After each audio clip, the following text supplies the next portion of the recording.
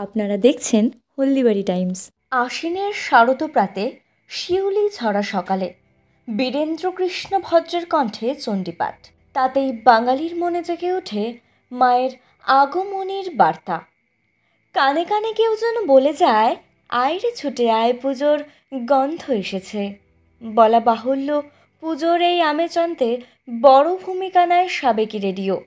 মহালয়ার সকালে ঘরে ঘরে বেজে ওঠে আকাশবাণী।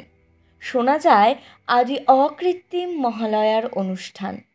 মাঝে কয়েক বছর সে রেওয়াজ যেন ভাটা পড়েছিল।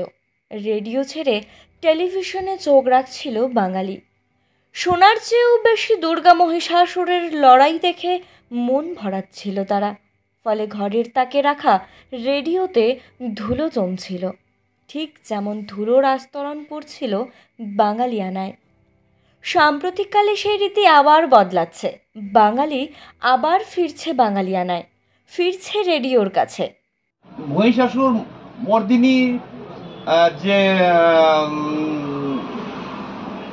প্রোগ্রামটা বর্তমানে তো টিভিতে মানে অনেক ধরনের প্রোগ্রাম এসে গেছে, কিন্তু বীরেন্দ্র কৃষ্ণ ভদ্রের যেটা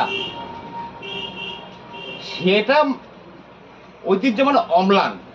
ফলে শারদ উৎসবের আবহে বাঙালির ঘরে ঘরে ফের জীবন্ত হচ্ছে সাবেকি রেডিও। প্রয়োজনে মেরামত হচ্ছে নষ্ট হয়ে যাওয়া পার্টস।